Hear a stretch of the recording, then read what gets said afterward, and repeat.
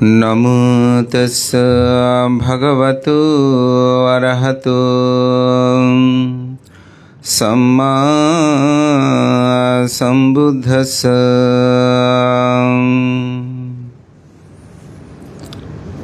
सुखमत्तयत लोके अतो पित्तयत सुखम् सुखसमयता लोके अत ब्रह्मयत सुखम्।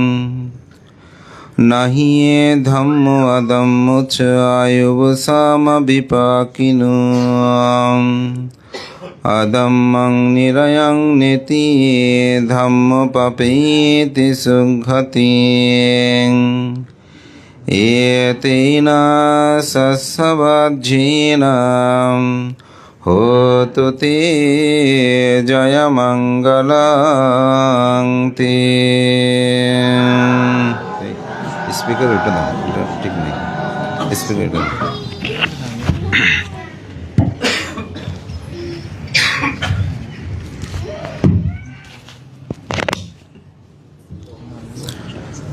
দেওয়াল বুদ্ধিস্ট সেবক সংঘের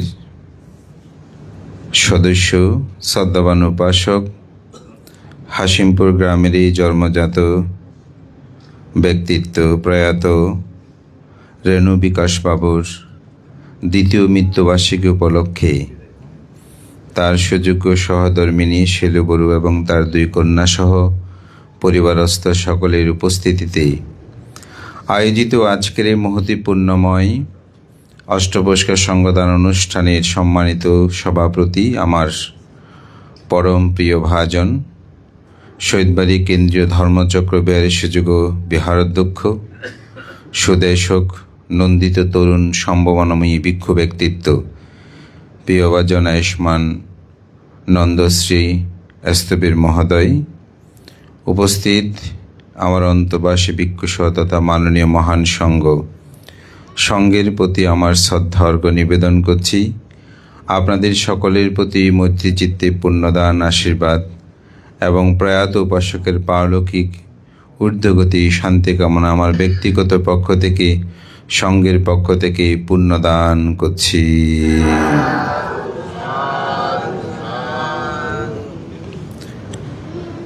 বুদ্ধির ধর্ম দর্শন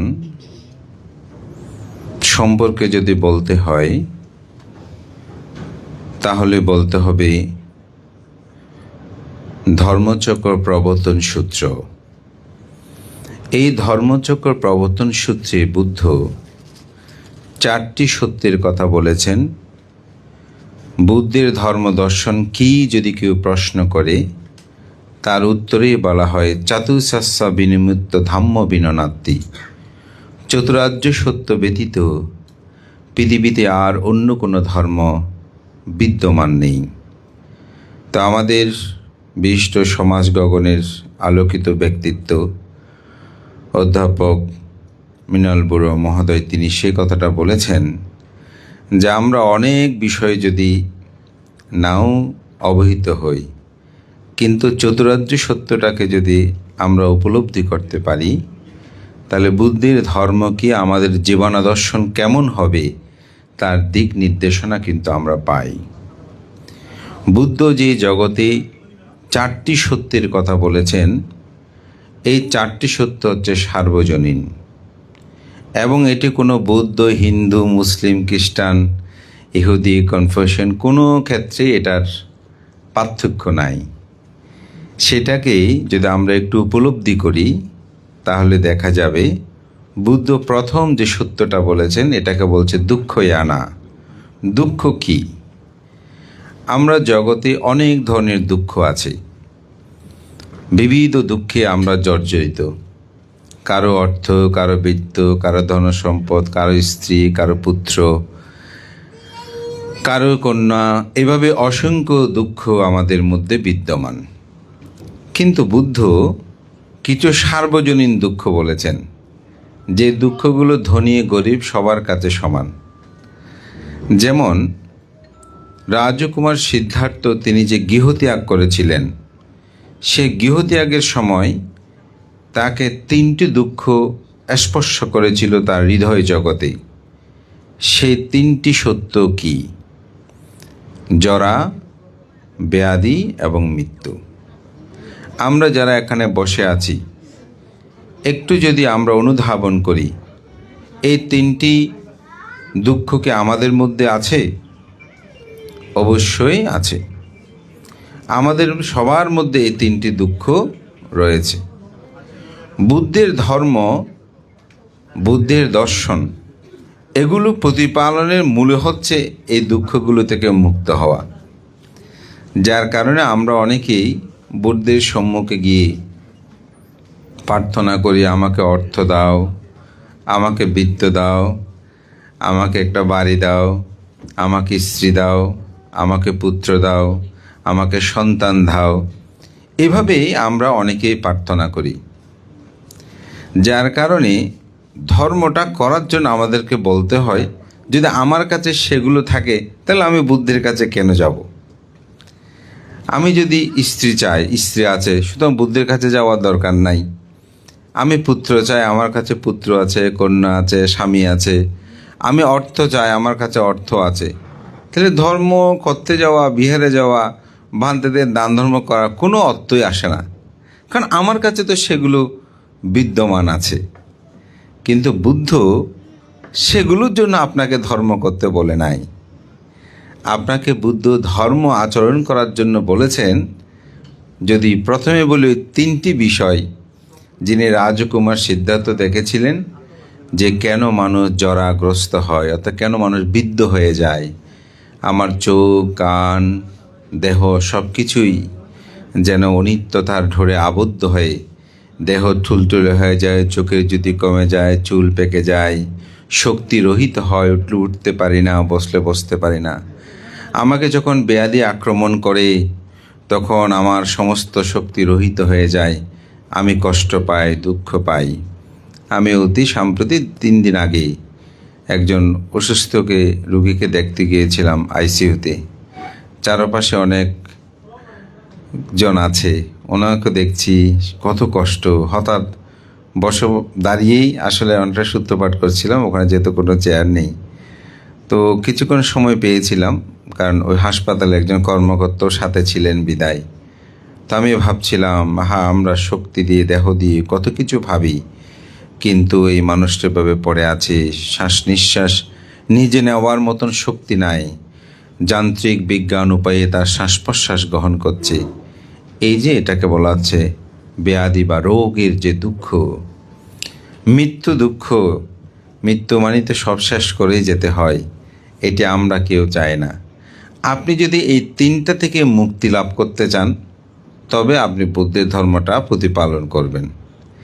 যদি এই তিনটি থেকে মুক্তি লাভ করতে না চান, যদি অর্থবিত্ত প্রাচুর্যের জন্য বুদ্ধের ধর্মটাকে যদি আপনি গ্রহণ করে নেন, তাহলে বুদ্ধের ধর্মের মূল বিষয়টা আপনি অনুধাবন করতে পারবেন না। আপনাকে 10টায় আসতে হবে, 9টায় আসতে হবে, এরকম করে আহ্বান করতে হবে। কিন্তু আপনি যখন এই তিনটা থেকে মুক্তি লাভের জন্য চেষ্টা করবেন, তখন কিন্তু আপনাকে বলতে হবে না আপনি ধর্ম করেন, বন্দনা করেন, দান করেন, পূজা করেন। রোগ হলে যেমন ডাক্তারের কাছে যাওয়ার জন্য কাউকে বলতে হয় না, আমরাই ডাক্তারের পিছিয়ে দৌড়তে থাকি। ঠিক আমি যখন নিজেকে প্রকৃত এই দুঃখ থেকে মুক্তি লাভ করার জন্য চেষ্টা করব, ধাপমান হব, তখন আমাকে আর কাউকে ডাকতে হবে না, বলতে হবে না। আমি তার পিছনেই দৌড়তে শুরু করব, কিভাবে আমি দুঃখ থেকে মুক্তি লাভটি করতে পারি। তো আমরা বুদ্ধির সেই ধর্মটাকে উপলব্ধি করতে পারি না বলে, বুঝতে পারি না বলেই আমাদেরকে বলতে হয় আপনারা দেরি করছেন কেন, তাড়াতাড়ি আসেন, অমুক করেন। আমাদেরকে বুদ্ধের ধর্মটাকে বুঝতে হবে। তো বুদ্ধ পৃথিবীর সমগ্র দুঃখটাকে 8টি ভাগে তিনি ভাগ করেছেন। সে 8টি ভাগ কি? জন্ম দুঃখ, জরা দুঃখ, ব্যাধি দুঃখ, মরণ দুঃখ, অপ্রিয় সংযোগ দুঃখ, অর্থাৎ যাহা চায় না তাহার সংযোগে দুঃখ, প্রিয় বিয়োগ দুঃখ, অর্থাৎ প্রিয়জনকে হারানো, প্রিয়জনের সাথে বিচ্ছেদ হওয়া, এটা হচ্ছে দুঃখ। স্ফীত বস্তু অলাভ দুঃখ, অর্থাৎ যাহা চায় তাহা না পাওয়ার দুঃখ। সংক্ষেপে পঞ্চ উপাদান স্কন্দ দুঃখ। পঞ্চ উপাদান স্কন্দ দুঃখ কি? এটা আসলে এই 7টি দুঃখের মূল ভিত্তিভূমি অনেকটা বলা যায়। সেটা হচ্ছে রূপ, বেদনা, সংজ্ঞা, সংস্কার, বিজ্ঞান। এটাকে বলা হয় পঞ্চস্কন্ধ। শুধু চক্ষু বিজ্ঞান নিয়ে একটু বলি। যেমন আপনি একটি ফুল দেখেছেন, এই ফুলটা দেখে আপনার মধ্যে একটা বেদনা উৎপন্ন হয়েছে। বেদনা মানে বুদ্ধ ধর্ম দর্শনে কিন্তু ব্যথা নয়, বেদনা মানে অনুভূতি। অর্থাৎ আমি এটা অনুভব করছি। কি অনুভব করছি? এটা দেখে সুখও অনুভব করতে পারি, দুঃখ অনুভব করতে পারি। এই জন্য এটাকে বলে সুখ বেদনা, দুঃখ বেদনা। আর একটা তো সুখও লাগছে না, দুঃখ লাগছে না, অনেকটা বলে উপেক্ষা বেদনা। তো এই যে অনুভূতি, এইটা দেখে আমার মধ্যে একটা অনুভূতি, সুখ অনুভূতি হয়েছে, আমি খুশি হলাম, আনন্দিত হলাম। কিন্তু ফুলটি যখন মলিন হলো, হ্যাঁ এত সুন্দর ফুল ছিল, এখন মলিন হয়েছে, তাহলে বেদনা উৎপন্ন হয়েছে না? যেটাকে আমি সুন্দর বলে অভিনন্দন করেছি, সেটা যখন মলিন হলো তখন আমার কাছে দুঃখ উৎপন্ন হয়েছে। এটাই হচ্ছে ওই পঞ্চ উপাদান স্কন্ধ দুঃখ, এই দুঃখের একটি মাত্র উদাহরণ। এই জন্য বলা হচ্ছে সুকাং রূপাং আবিনন্দাতি সো দুঃখাং আবিনন্দাতি। যিনি রূপকে অভিনন্দন করে তিনি দুঃখকে অভিনন্দন করে। রূপাং না আবিনন্দাতি সো দুঃখাং না আবিনন্দাতি। যিনি রূপকে অভিনন্দন করে না তিনি দুঃখকেই অভিনন্দন করে না।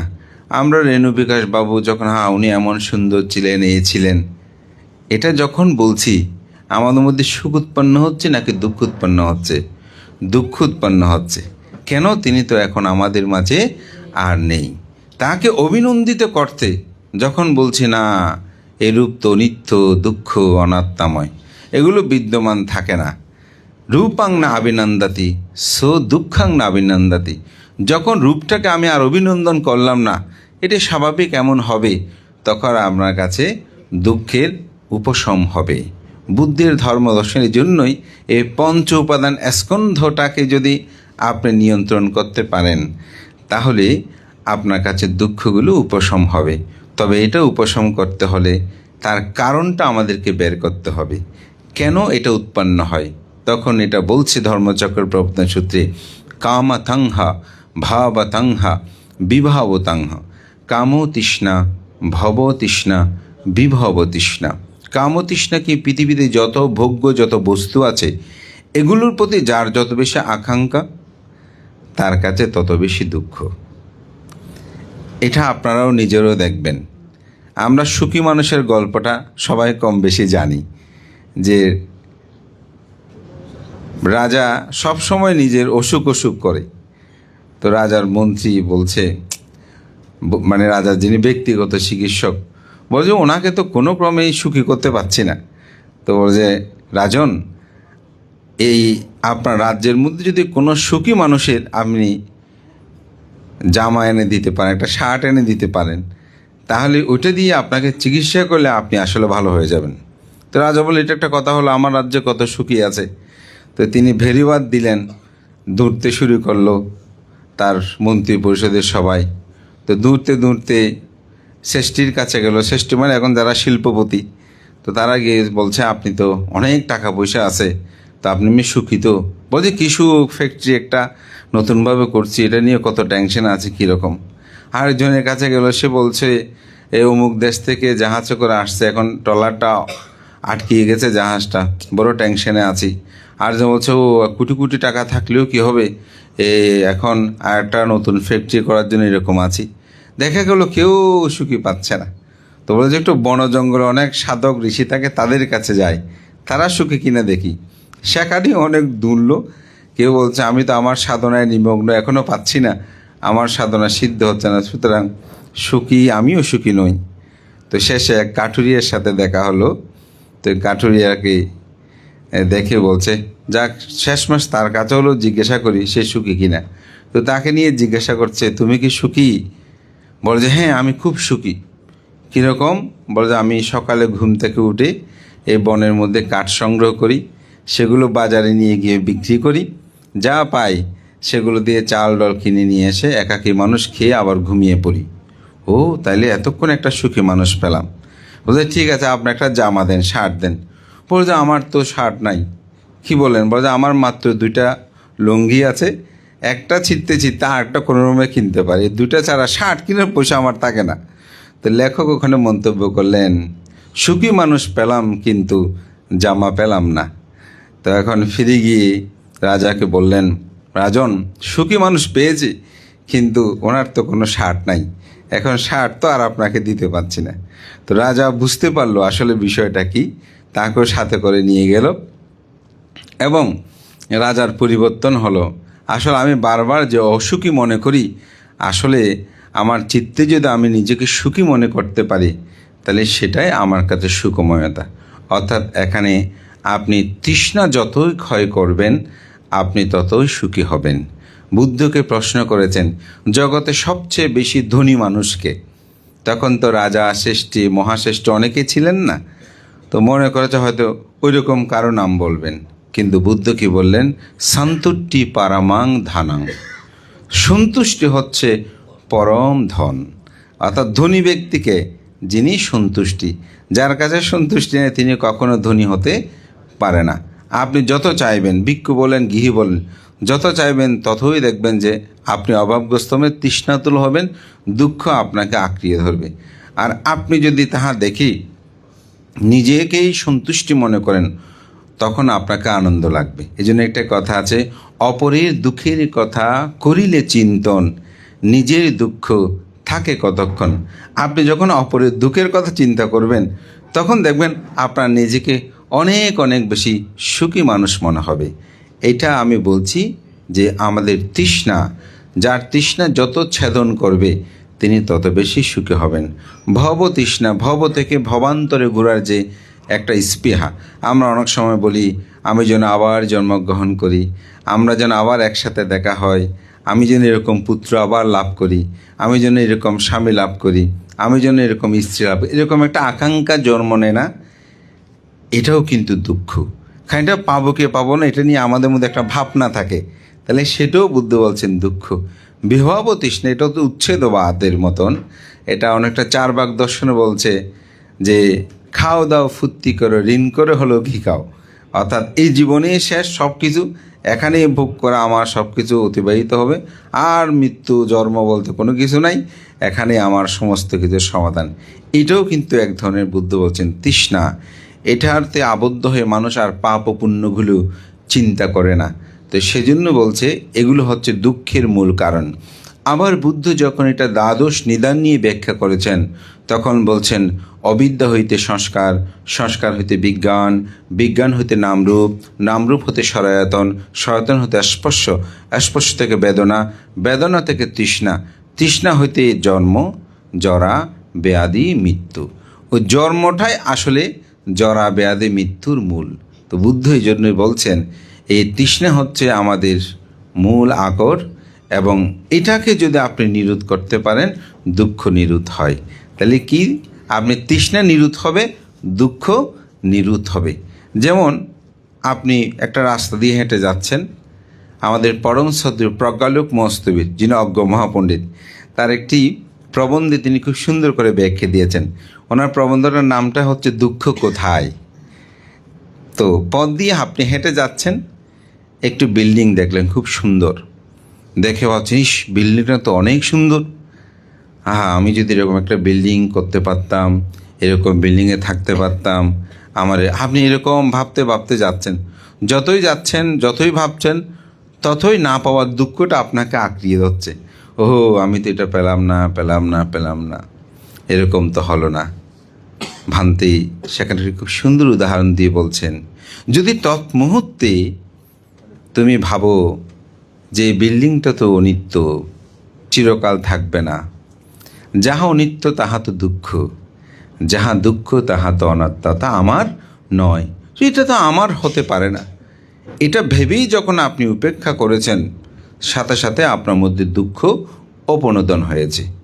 আজকে রেণু বিকাশ বাবু যেদিন প্রথম মৃত্যুবরণ করেছে, অর্থাৎ যেদিন তিনি মৃত্যুবরণ করেছেন, সেদিন আমরা আপনারা যেভাবে ওনাকে নিয়ে ভেবেছিলাম, কান্নাকাটি করেছিল আত্মীয় স্বজনকে হাতে, আজকে কি করছে না? কেন করছে না? ওনাকে কি ভুলে গেছে? উনি কি আমাদের কাছে স্মৃতির থেকে হারিয়ে গেছে? না, হারিয়ে যায়নি। তিনি আমাদের কাছে বিদ্যমান, আমাদের কাছে সব কিছু মনে আছে, কিন্তু আমাদের মধ্যে যে অজ্ঞানতা ছিল সেটা এখন আর নাই। বান্ধে কীরকম অজ্ঞানতা? আমাদের মায়া মোহ এগুলোর জন্য আমরা কান্নাকাটি করেছিলাম, কিন্তু আমাদের হৃদয় জগতে, চিত্ত জগতে আমরা জাগ্রত করতে পেরেছি যে না, প্রতিটি মানুষ তো মরবে, তিনি জ্ঞাতি, তাহারও মৃত্যু হবে। এটা যখনই আপনার চিত্ত জগতের মধ্যে উৎপন্ন হয়েছে তখনই আপনার কাছে কান্নাটা থেমে গেছে। একদিন এক উপাসক খুব সুন্দর একটা তিনি উদাহরণ বলছিলেন, বলো যে স্মৃতিচারণে, আমার আজকে যে জ্ঞাতি এখানে শয্যাশায়ী আছে, ওনার মৃত্যুর খবরটা শুনে আমার কান্না চলে আসে, কিন্তু পরক্ষণে ভাবলাম মানুষ তো মৃত্যুবরণ করবেই। বলছে এটা ভাবার সাথে সাথে আমার কান্না থেমে গেল। এটাই হচ্ছে প্রজ্ঞা। এজন্য ধর্মপদে বলছে সাব্বে সাংকারা অনিচ্ছাতি ইয়াদা পাইয়া পাশ্চাতি ইয়াথা নিবিন্ধান্তি দুঃখে এসা মাঘ্য বিশুদ্ধিয়া। বুদ্ধ এখানে বলছেন জগতে যত সংস্কার সমস্ত কিছু অনিত্য। এই অনিত্যটাকে যখন প্রজ্ঞারূপে দর্শন করে তখনই সমস্ত দুঃখের উপশম হয়। এসা মাঘ্য বিশুদ্ধিয়া, এটাই বিশুদ্ধির একমাত্র কিন্তু পথ। তাহলে আমরাও রেণু বিকাশ বাবুকে ভুলে যাইনি, কিন্তু আমাদের মধ্যে প্রজ্ঞা উৎপন্ন হয়েছে যে না, মানুষ তো মৃত্যুবরণ করবে, অনিত্যতার মধ্যে থাকবে, যার কারণে ওনার স্ত্রী, ওনার কন্যা, আপনারা, আমরা জ্ঞাতি স্বজন যারা আছি, আমাদের চোখে আজ অশ্রু নাই। ওনাকে ভুলে গেছি, অকৃতজ্ঞতা তা নয়, আমাদের মধ্যে জ্ঞান উৎপন্ন হয়েছে যে না, মানুষ তো মরণশীল, এটি মানুষের জীবনে ঘটবে। এই সত্যটাকে অনুধাবন করা, এটিকে যখন তখন দুঃখের উপশম হয়। তো এই দুঃখ নিরোধের উপায়টা হচ্ছে আর্য আট্টাঙ্গিক ও মাঘ্য সাত্থানাং বিশুদ্ধিয়া। সত্যদের বিশুদ্ধির জন্য একমাত্র পথ হচ্ছে সে আর্য অষ্টাঙ্গিক মার্গ, যেটা আপনারা জানেন সম্যক দৃষ্টি, সম্যক সংকল্প, সম্যক বাক্য, সম্যক কর্মান্তর, সম্যক আজীব, সম্যক ব্যায়াম, সম্যক স্মৃতি, সম্যক সমাধি। এটাকে সংক্ষেপে বলছে শীল সমাধি প্রজ্ঞা। এই শীল সমাধি প্রজ্ঞাময় জীবন সকল মানুষের পক্ষে অনুধাবন করা সম্ভব নয়। সেজন্য বুদ্ধ বলছেন যে পুগ্গলপায়িত্বে আমরা দেখতে পাই, এবং অঙ্গুত্ব নিকে বুদ্ধ বলছেন যে জগতে 4 প্রকারের মানব আছে, অর্থাৎ 4 ধরনের মানুষ আছে। এক ধরনের মানুষ হচ্ছে নরইং মানব, যাদের মানুষ হয়ে জন্মগ্রহণ করলেও তাদের কিন্তু নরকের সংস্কার তাদের মধ্যে বিদ্যমান। প্রতিনিয়ত তারা নারকীয় কর্ম সম্পাদন করে, ধর্ম কি সেটাকে বিশ্বাস করতে চায় না, আচরণ করতে চায় না, নিয়মনীতি প্রতিপালন করতে চায় না। প্রতিনিয়ত তারা ঝগড়া বিবাদে লিপ্ত থাকে, মানুষের সাথে খারাপ আচরণ করে, খারাপ ব্যবহার করে, ধর্ম পুণ্য এগুলির প্রতি তাদের শ্রদ্ধার গারবতা বোধগুলো জাগ্রত হয় না, উচ্ছেদবাদের মতো জীবনাচরণ করে, প্রতিনিয়ত গুণীজন সুধীজন বৃক্ষসঙ্গ অরহৎ তাদেরকে নিন্দা করে। এরকম কিছু মানুষ আছে, এটাকে বলে নরইক মানব। আর কিছু মানুষ আছে, সেটা হচ্ছে তির্যক মানব। এখন সমাজে আপনারা দেখছেন বিভিন্ন ক্ষেত্রে এই মারামারি কাটাকাটি, প্রতিনিয়ত উচ্ছৃঙ্খল জীবনযাপন, চুরি চামারি করে।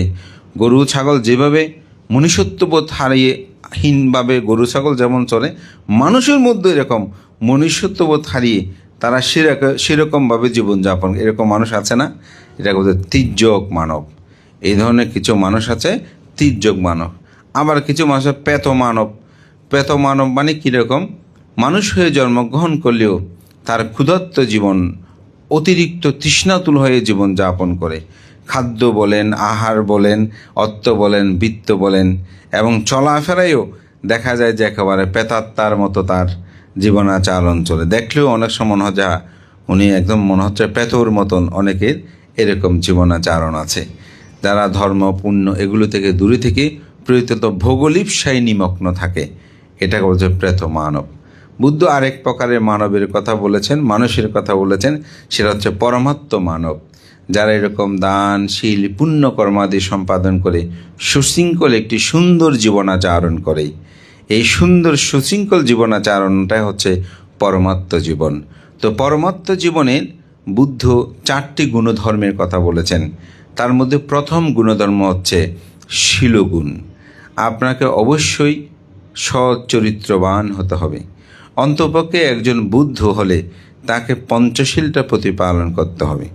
গতকাল একজন আমাকে বলছে, ভান্তে অষ্টশীল নিলে নাকি এটাকে নিক্ষেপ করতে হয়। হ্যাঁ, অষ্টশীল নিলে আপনি নিক্ষেপামী বলে পঞ্চশীলটা আপনি গ্রহণ করতে পারেন।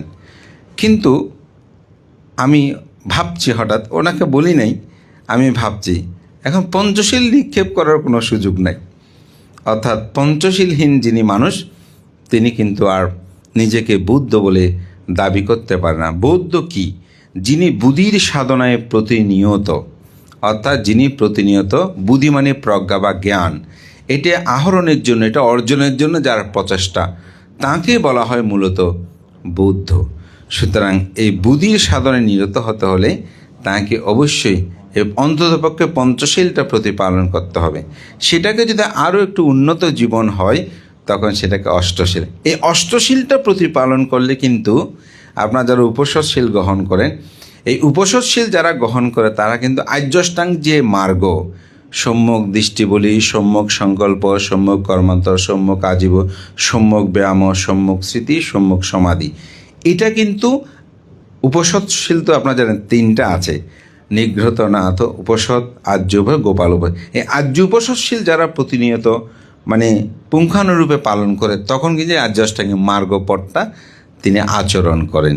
পঞ্চশীলে সাধারণত এটা সম্ভবপর, সহজে হয় না। তবে পঞ্চশীলটা অন্ততপক্ষে প্রতিপালন যদি করেন তখন তিনি শীলগুণ সম্পূর্ণতা জীবনযাপনটা করেন, এটিকে রক্ষা করা। তো অনেকে বলে, ভান্তে আমরা ব্যবসা করি, বাণিজ্য করি বা চাকরি করি, ওখানে তো মিথ্যা না বলে থাকতে পারি না, শীল সব। তা আমি ওনাদেরকে একটা কথা বলি, সেটি হচ্ছে আপনার যখন পরিবারের, আপনার বাড়ির মধ্যে, বাসার মধ্যে যখন কড়া নাড়বেন, ঢুকবেন, তখন অন্তপক্ষে সেখানে পরিবারের সবার সাথে পঞ্চশীলটা রক্ষা করে চলেন। দেখবেন পরিবারটার মধ্যে আপনি একটা সুখ অনুভব করবেন যে শীল প্রতিপালন করলে আসলে কি হয়। তো এই জন্য বলছি শীলগুণটা দরকার। দ্বিতীয় যেটা, সেটা হচ্ছে শ্রদ্ধাগুণ। শ্রদ্ধার 4 প্রকার ব্যাখ্যা আছে। আমি শুধু শ্রদ্ধাটা এটাই বলবো, যিনি দুঃখ কি, দুঃখের কারণ কি, দুঃখ নিরূপণের উপায়, এই 4টি সত্যকে যিনি বিশ্বাস করে, ধারণ করে, আচরণ করে, সেটাই হচ্ছে শ্রদ্ধাগুণ। তো শ্রদ্ধাগুণের মধ্যে একটা ভক্তিও আছে। যেমন আমরা ধর্মদেশনা করছি, আপনারা অনেকে হাত জোর করে শুনছেন, আমাদেরকে দেখেছেন, হাত জোর করছেন, এটা হচ্ছে শ্রদ্ধার একটা লক্ষণ মাত্র। কিন্তু এটাকে আমরা বিশ্বাস, এটার ভিন্নতাও থাকতে পারে, অর্থাৎ ভিতরে একটা, বাহিরে একটা। অনেক সময় একটা মানুষকে আপনি নমস্কার দিয়েছেন, সে যখন কিছু দূর গেল, তারপর আপনি হাঁটতে হাঁটতে গালিমন্দ করতে শুরু করলেন, তখন বলছে, এখন আপনি নমস্কার করলেন, এখন গালিমন্দ করছেন কেন? বলছে ভয়ে করেছি, কিন্তু মানুষটা সুবিধার না। তাহলে আমি যে ভয়ে, এটা হচ্ছে ভক্তি। ভক্তিটা কিন্তু শ্রদ্ধা নয়, এটা শ্রদ্ধার একটা লক্ষণ মাত্র। যেমন আপনারা ভিক্ষু সঙ্গ দেখলে হাত জোর করে শ্রদ্ধা নিবেদন করেন, এটা হচ্ছে একটা লক্ষণ, কিন্তু সেটা যথাযথভাবে আচরণ করাটাই হচ্ছে মূলত শ্রদ্ধা। যেমন দুঃখ আছে, দুঃখের কারণ, দুঃখ নিরোধ, এটা যখন আপনি আচরণ করবেন, আপনার জীবনে প্রতিফলন করবেন, সেটা হচ্ছে শ্রদ্ধাগুণ। আরেকটি, সেটা হচ্ছে আপনার দানগুণ। তা আপনার কাছে দানগুণটাও থাকতে হবে। যখন আপনি কোনো সাধু, সৎপুরুষ, ভিক্ষু শ্রমণ দেখবেন, তখন আপনাকে দানকর্মটা সম্পাদন করতে হবে। তো দানটা শুধু বস্তু নয়। বুদ্ধ অঙ্গুত্রী একটি খুব সুন্দর উদাহরণ দিয়েছেন। বুদ্ধ বলছেন, যদি কোনো ভিক্ষুকে তুমি দর্শন করো, তাহলে তোমার হাতে যদি কোনো কিছু থাকে, তাহলে তুমি তাকে দান দিও। যদি দান করার সুযোগ না থাকে, তাহলে তুমি তাকে লুটিয়ে পড়ে বন্দনা করিও। অর্থাৎ আপনার কাছে কোনো কিছু নাই, তখন আপনি লুটিয়ে পড়ে বন্দনা করিও। বলছি, লুটিয়ে পড়ে যদি বন্দনা করার সুযোগ না থাকে, তাহলে হাত জোর করে তুমি বন্দনা করিও। যদি হাত জোর করে বন্দনা করার সুযোগ না থাকে, হাতে জিনিসপত্র থাকে, তাহলে বাক্য দ্বারা তুমি বলিও বন্দনা ভান্তি বা বন্দনা তথাগত। যদি মুখে বলার কোনো সুযোগ না থাকে, তাহলে তুমি প্রসন্ন চিত্তে তুমি দর্শন করিও। আমি বলি তাতেও তোমার পুণ্য হয়। তাহলে এখানে শুধু বস্তু কোনো বিষয় নাই, আপনি যদি প্রসন্ন চিত্ত দেখেন সেটাও কিন্তু দান, সেটাও কিন্তু চিত্তের প্রসন্নতা। এটাকে বলছে দানগুণ। আর একটা হচ্ছে প্রজ্ঞাগুণ। প্রজ্ঞাগুণ কি? সেটা প্রজ্ঞা 3 প্রকার। একটা হচ্ছে শ্রুতময় প্রজ্ঞা, একটা হচ্ছে চিন্তাময় প্রজ্ঞা, আর একটা হচ্ছে ভাবনাময় প্রজ্ঞা। শ্রুতময় প্রজ্ঞা কি? আমরা বুদ্ধির ত্রিপিটক শাস্ত্রে যাহা কিছু শুনি, পড়ি, বা আমাদের কাছ থেকে আপনারা যা শোনেন, এটা আপনারা প্রথমে অবহিত হন না, জানেন। এই জানাটাকে বলা হয় শ্রুতময় প্রজ্ঞা। আর একটা হচ্ছে চিন্তাময় প্রজ্ঞা। ভান্তে এইসব বলেছেন, এগুলো ঠিক কিনা, এটা এমন হলে এমন হয়, এমন করলে এমন হয়, এরকম করে আপনার মনের মধ্যে একটা প্রজ্ঞা উৎপন্ন হয়েছে, জ্ঞান উৎপন্ন হয়েছে, এটাকে বলা হয় চিন্তাময় প্রজ্ঞা। আরটা হচ্ছে ভাবনাময় প্রজ্ঞা। যখন আপনি অন্তদৃষ্টি দিয়ে, যেটাকে বলে কায়ে কায়ানুদর্শী, চিত্তে চিত্তানুদর্শী, ধর্মে ধর্মানুদর্শী, বেদনা বেদানুদর্শী হয়ে 4 স্মৃতি প্রস্থানের আলোকে আপনি যখন সমত বিদর্শন ভাবনার মাধ্যমে আপনার অন্তর্জগতে বহির্জগতের সমস্ত জটাকে ছিন্ন করবেন, তখন আপনার মধ্যে যে প্রজ্ঞাটা উৎপন্ন হবে সেটাকে বলা হয় ভাবনাময় প্রজ্ঞা। এই প্রজ্ঞা যখন উৎপন্ন হয় তখন 10 সংযোজনের 3টি সংযোজন ছিন্ন হয়ে যায়: সৎকায় দৃষ্টি, বিচিকিৎসা, শীলব্রত পরামর্শ। এই 3টে যখন সংযোজন ছিন্ন হয় তখন বুদ্ধ ধর্ম কি, এই বুদ্ধ ধর্ম আসলে সত্য কি না, এই বুদ্ধ ধর্ম আসলে তার গভীরতা কতটুকু, আপনাকে আর কাউকেই সেটা বলতে হবে না, আপনি নিজেই সেটা উপলব্ধি করতে পারবেন। এটাই হচ্ছে বুদ্ধের শিক্ষা, বুদ্ধের আদর্শ। তবে বুদ্ধ জগতে 2টি সুখের কথা বলেছেন অঙ্গত্রিণীকের 2 নিপাতে। একটা হচ্ছে লৌকীয় সুখ, আর একটা হচ্ছে লোকোত্তর সুখ। লৌকীয় সুখ কি? আমরা যে আজকে সুন্দর আয়োজন করা হয়েছে, খাদ্য আহার বিভিন্ন কিছু আপনারা গ্রহণ করবেন, আত্মীয় জ্ঞাতির সাথে দেখা হয়েছে, এটা একটা আনন্দ আছে না? অবশ্যই আনন্দ আছে। এই যে বিবাহ বন্ধনে আবদ্ধ হচ্ছে, সেখানে শুভ বিবাহ বলছে না? তাহলে ওখানে একটা আনন্দ আছে, প্রীতি আছে। তো আপনাদের সাথে আমাদের দেখা সাক্ষাৎ একটা আনন্দ আছে না? বুদ্ধ এটাকে বলছে লৌকীয় সুখ। এটাও সুখ, বুদ্ধ অসুখ এটা বলে নাই। কিন্তু এই সুখের পিছনে একটা দুঃখ লুকিয়ে আছে। কেন দুঃখ লুকিয়ে আছে? যেমন আপনি একজন পুত্র সন্তান লাভ করলেন, সন্তানটা লাভ করে আপনি খুশি হয়েছেন, কিন্তু সন্তানটা গর্ভে ধারণ থেকে, ভূমিষ্ঠ থেকে, লালন পালন থেকে কীরকম দুঃখ করেছেন একটু ভেবে দেখেন তো। তাহলে যেই সুখটা আপনি প্রত্যাশা করেন সেখানে কি নিহিত আছে? দুঃখ নিহিত আছে। সন্তানকে ছেড়ে যখন চলে যেতে হবে, কখন? একেবারে তো ছাড়তে হবে, যদি বিদেশে যায় তাও ছাড়তে হবে। একেবারে যদি বলেন আমার ছেলে আমার সাথে সাথেই আছে, কিন্তু মৃত্যুর সময় তো তাকে ছাড়তে হবে। তাহলে দুঃখ উৎপন্ন হয়েছে না? যেটাকে সুখ ভেবে নিয়েছি সেখানে আবার দুঃখটা উৎপন্ন হয়েছে। এই জন্য এটাকে বলছে লৌকীয় সুখ, এটার মধ্যে একটা দুঃখ লুকিয়ে আছে। আর লোকোত্তর সুখ কি? লোকোত্তর সুখ হচ্ছে সেখানে কোনো আকাঙ্ক্ষা নাই, চাহিদা নাই, সেখানে তিনি একটি সূত্র সেখানে সব সময় প্রয়োগ করেন। সে প্রয়োগটা হচ্ছে কি? অনিত্য, দুঃখ, অনাত্মা। এই ত্রিলক্ষণ জ্ঞান, এটা একজন মার্গ জ্ঞান লাভী, আমরা যাকে বলছি শ্রোতাপত্তি লাভী, তার মধ্যে বিদ্যমান থাকে। আপনি যখন তাকে নিয়ে বলছেন অপরে আপনার জন্য গালিমন্দ করছে, তিনি বলবেন এটা তো অনিত্য, এটা তো দুঃখ, এটা তো অনাত্মা। আমি সাংগঠনিক কারণে একজন ভান্তের, উনি অনেক বড় ভান্তে, ওনার বিচার করতে গিয়েছি বলবো না, তবে একটা সমস্যা আমরা সমাধানের জন্য গিয়েছি। তো ওনার বিরুদ্ধে অনেক কথা বলছেন আরেকজন ভান্তে। তো আমি ওই বড় যিনি ভান্ত, ওনার প্রতি তাকাই আছি। এখন উনি এত বড়, উনি আপনি এটা করেছেন কেন, এটাও প্রশ্ন করার মতন যোগ্যতা, শক্তি কোনো কিছু আমার কাছে নাই, সত্যি কথা বলতে। মানে দায়িত্ব আছে, ভয়ে ভয়ে গিয়েছি, সাংঘিক দায়িত্ব দিয়েছে, মানে সমাধানের জন্য এটা বলতে হচ্ছে ওই জন্য অনেকটা। তো শোনার পরে যে বড় ভান্তের বিরুদ্ধে এতক্ষণ পর্যন্ত যিনি কথাবার্তাগুলো বললেন, তো দেখি ভান্তে কিছুক্ষণ পরে বলছে, ভান্তে আপনি একটু কিছু বলেন না, আপনি কেন এরকম, এটা প্রশ্ন করার সুযোগ নেই, আমি আজীবন পারবো না। উনি এত বড় ভান্তে। তো উনি বলছেন, ও এতক্ষণ যা বলেছে এখানে কিছু সত্য আর বাকি সব মিথ্যা।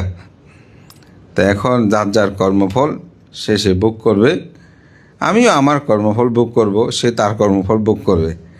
তো তোমরা সবাই যেটা মিলে সিদ্ধান্ত নেবে সেটাই আমি মানব।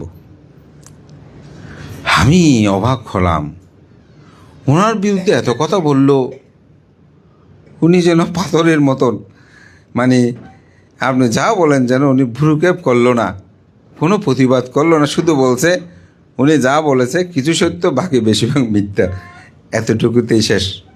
তা আমরা পরে ভান্তের সাথে একটা পরামর্শ করে একটা সিদ্ধান্ত নিলাম। অর্থাৎ আমি বলছি এটাই হচ্ছে সুখ। আপনি যখন অপরের কথাগুলোকে উপেক্ষা করতে পারবেন, অপরের কথাগুলোকে যখন আপনি অপনোদন করতে পারবেন, অপরের কথাগুলো যখন আপনার হৃদয়ে স্পর্শ করবে না, তখন আপনি সুখী হতে পারবেন। এবং এটাই হচ্ছে কখন ভাবতে পারে, যখন অনিত্য, দুঃখ, অনাত্মা জ্ঞানটা তার মধ্যে থাকে। তো একদিন আমাকে আমাদের বাংলাদেশ বৌদ্ধ ভিক্ষু মহাসভার যিনি এখন সেক্রেটারি অধ্যাপক সমিদানন্দ ভান্তে আমাকে প্রশ্ন তিনি করেছেন, বলছে, লোকজিৎ, অমুক ভান থেকে আমার মার্গ জ্ঞান লাভই মনে হয়, তুমি কি মনে করো? তাই আমি বললাম, ভান্তে, আমারও কেন জানি মনে হয়, আমি এরকম একটা বিচার প্রক্রিয়া এরকম গিয়েছিলাম, ওখানে ভান্তে এরকম করেছে। তা আসলে এই অনিত্য, দুঃখ, অনাত্মা জ্ঞানটা যার মধ্যে বিদ্যমান থাকবে না, তিনি কখনোই তো মার্গ জ্ঞান লাভী হতে পারে না। আর এটা যখন আপনার মধ্যে থাকবে, তখন কেউ বকা দিয়েছে, মন্দ কথা বলেছে, আপনি যখন সে মুহূর্তে বলতে পারবেন এটা অনিত্য, কিছু না, বাতাস, এটা তেমন বেশি কিছু না, বলুক কী হয়েছে, দেখবেন আপনি মানসিক সুখী হতে পারবেন। এটাই বুদ্ধির আসলে শিক্ষা। এবং আমার নয়, যেমন আজকে রেণু বিকাশ বাবু, তিনি যদি আমাদের হতেন, আমাদের কাছে থাকতেন না, তাহলে যিনি আমার নয়, সেটাই তো অনিত্য। যাহা অনিত্য তাহা দুঃখ, যাহা দুঃখ তাহা অনাত্মা। এই সত্যের অবগাহনে যদি আমরা নিজেদেরকে নিমজ্জিত করতে পারি, আপনি সুখী হবেন, আপনি শান্তি লাভ করবেন। তাই বিখ্যাত বৌদ্ধ ধর্মের গবেষক রিস ডেভিড, তার একটি কথা আমাকে খুব অনুপ্রাণিত করে, যে পৃথিবীর সমগ্র ধর্ম দর্শনের ফলগুলো পাওয়া যায় মৃত্যুর পরে, কিন্তু বৌদ্ধ ধর্ম এমন একটি ধর্ম যার ফলগুলো আপনি ইহজীবনে লাভ করতে পারবেন।